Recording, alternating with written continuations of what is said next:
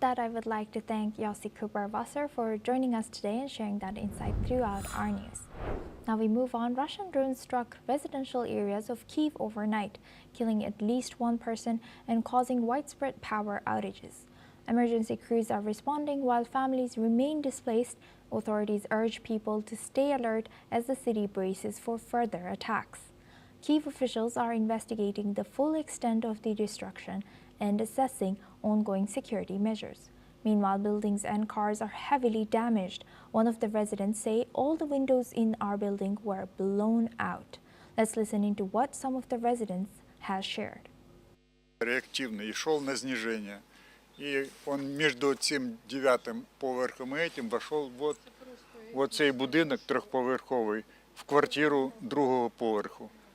Там все, стіна упала, ну, то що повністю знешкоджений будинок і вже, не знаю, а в нашому повилітали всі окна. Всі. Вон на квартирі, в хаті, парадне, все порозліталося. Ну, що відбулося? Щось прилетіло, на другий поверх я на першому живу.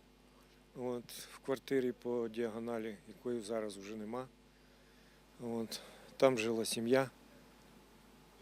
Один Сашко точно бачив, що загинув. Хлопчик з опіками, наче в лікарні, і жіночка, наче теж в лікарні. Але важка. Ми постійно ходимо в підвал, ховаємось. І вже в підвалі почули, що такий взрив був, такий вибух, що навіть в підвалі було дуже чутно. Ну і багато було сусідів в підвалі. Ну, просиділи, поки все успокоїлось, було багато слышно вибухів, але цей був самий великий. Now for this discussion, we welcome retired Major General Gigi Dwivedi. He's an international relations and defense expert, joins us live from New Delhi. Thank you very much, Major General Gigi Dwivedi, for joining us again. Good to see you. Thank you. Thank you. Looking at this now, how might continued Russian drone strikes on Kyiv and, of course, Kyiv strikes on Russia, how do you think this is affecting the current ongoing ceasefire talks? Well, Suma, first and foremost, I don't think President Trump is making any headway with his peace plan. And secondly, President Putin is in no mood to call off the war because he has laid down very stringent conditions that either Ukraine surrenders or he will continue with the war. Now that's the ground situation.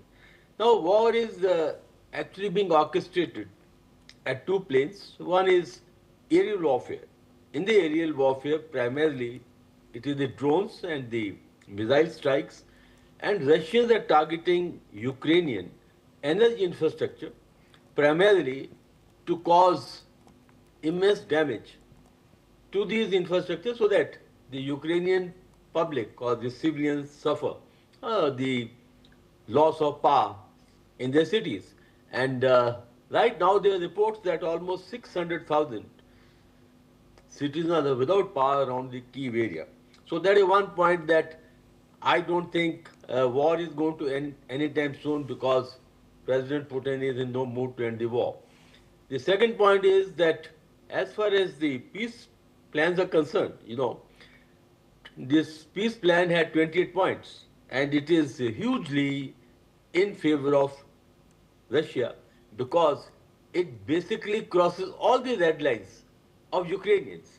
That means you surrender the complete Donbass area, that means Luhansk and Donetsk, where the fighting is going on.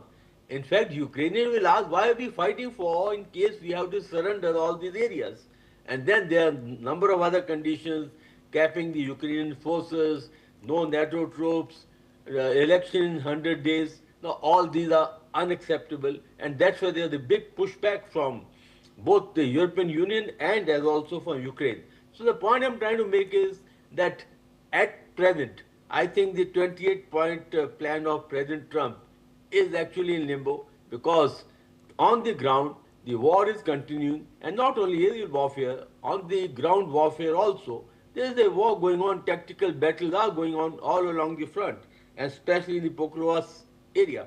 So the situation is almost what I would say in this state of no-go, And I don't think the peace talks are making any headway in the current environment, because until President Putin decides to call it off, the war is not going to call it off, and the conditions that he has laid are not going to be acceptable to Ukraine and the European Union. So therefore, we are in a state of hiatus, or we can say state of stalemate.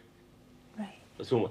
With that, I would like to thank Major General Gigi Dwivedi for sharing that insight as an international relations and defense expert.